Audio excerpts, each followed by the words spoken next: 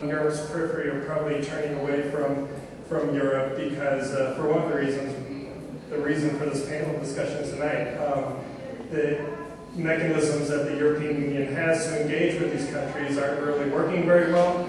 For some very good reasons, like the financial crisis, Europe is heavily focused on its internal workings, but also the European Union also tends to focus on more institution building, as a result of the Lisbon Treaty. So I would say that Europe needs to do more to meet its neighbors halfway here on this issue. As Dennis would very well know, as a former government minister, I'm sure the British Foreign Secretary and the British Prime Minister want to try to stay clear of politicizing the Olympics. So that's probably why they haven't commented on the issue with Putin coming or not. And finally, on the issue of new statues and the namings of squares in Tbilisi, I would love to see a Margaret Thatcher statue here in Tbilisi. It is the 25th anniversary of Margaret Thatcher's visit in 1987, and it was a visit that she described in her book, Downing Street Years, as one of the most important she made as Prime Minister. Thank you. But are we going too far? I go so far as to say, if Georgia did that, I would come back here again. We'll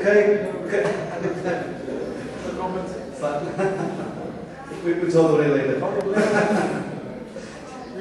Could I say that, I think it's important when we're talking about Europe, we are constructively critical.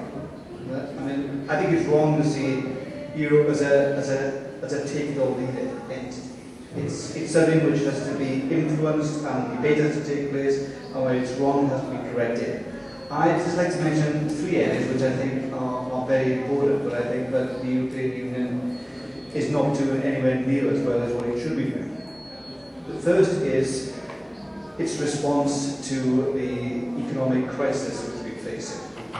I think that the European Union is talking about austerity, austerity, austerity. Whereas I think it should be saying that austerity is not enough, we need to have growth as well. And that is something which might change slightly. I hope it does with the election of the new president in France, but it's a debate which needs to gather momentum in my view. The second point is that I think that the European Union has not been as strong on Russia as it might be over the last few years.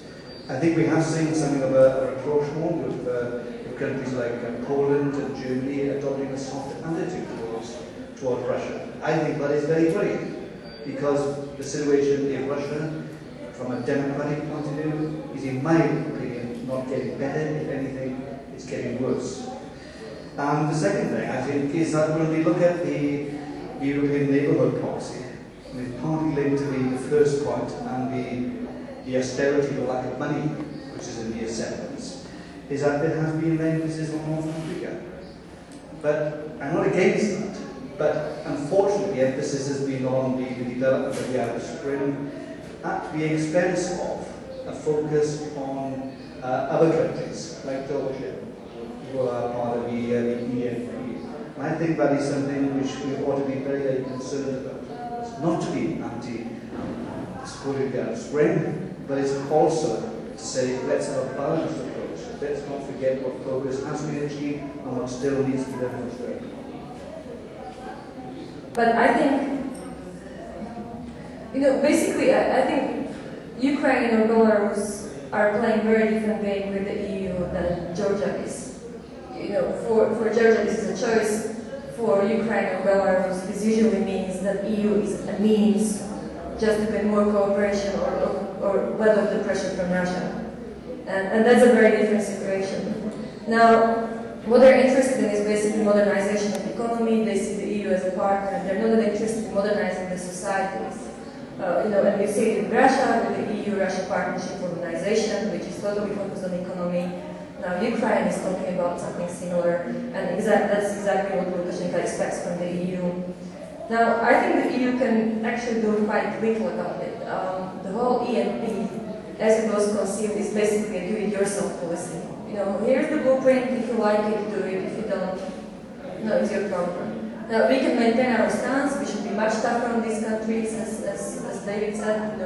We can think about not letting a couple of individuals violating human rights to the EU. but I'm afraid that that's probably one of the few things that you can do. And on Ukraine, I mean, it's getting worse, but at the same time, the EU is pushing very hard. But we don't really see 20,000 or 30,000 people protesting on the streets of Kyiv asking for Tymoshenko to be released. Now, I'm not saying that the EU should not do that. I'm saying that the EU needs to work with the societies as well, not only with the government. And this is basically long-term change. This is what social transformation is about. And if that doesn't change, we can have another ENP plus, we can have ENP triple plus, but it's not going to change much. Yes. I think we're running out of time. I will answer quickly to Dennis' EAP Blues question, right? We're realistic, and we learned a lot, including on our mistakes, etc. And we know that it's not very intelligent, very clever to break closed doors, etc. And what's with our relations with the EU is to get, as these instruments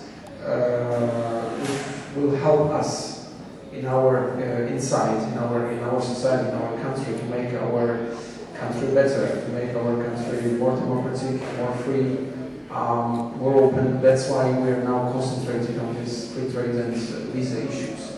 Then the time will come, and I hope the European Union will overcome the crisis, the current crisis, will overcome the enlargement fatigue, which is quite unfair debate, if you ask me my personal opinion, because if you see the current crisis is not linked to enlargement, because none of Eastern European countries are to be blamed in this current crisis. Most of them are, including Slovakia, they even don't have euro. And those Slovakia and Estonia who adopted euro, they are doing quite well, better than some historical members of the European Union. So it's a very unfair debate to show and to demonstrate that the last waves of enlargement were a failure.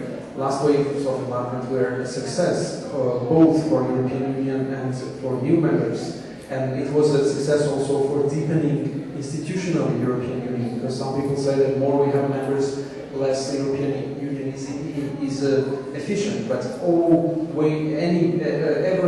each wave of enlargement was followed by the deepening of institutions in the European Union. So we will wait for next stage for better life, and we have to just to resist and to stay afloat. Thank you, Dennis. I think what I said at the beginning, I still consider one of the main flaws of the European neighbourhood policy to be the fact that it lacks any sort of strategy and it lacks any sort of final goal or end result. Without having a membership perspective or something along those lines, it's actually virtually impossible to obtain the sort of transformations that the EU is actually looking for in its neighbourhood. I mean, there's no precedent for it, there's no country that's actually managed to achieve it without having such a perspective. And I do believe actually that Ukraine is a perfect example of this. We see today Ukraine is increasingly isolated. It has dug itself into a very big hole. Relations with the EU and Russia have been damaged. But I think if you go back to 2004, 2005, the Orange Revolution, where Ukraine did move forward democratically, what did it receive from the EU? It received, quite frankly, a slap in the face. They kept the same policies as they had with President Kuchma, and I think this is really a lesson that should be learned from. So with that concluding remark, I would like to thank all of our panellists for coming and giving us, I think, really a useful and interesting discussion tonight. And thank you all for coming, and I wish you a pleasant evening. Thank you.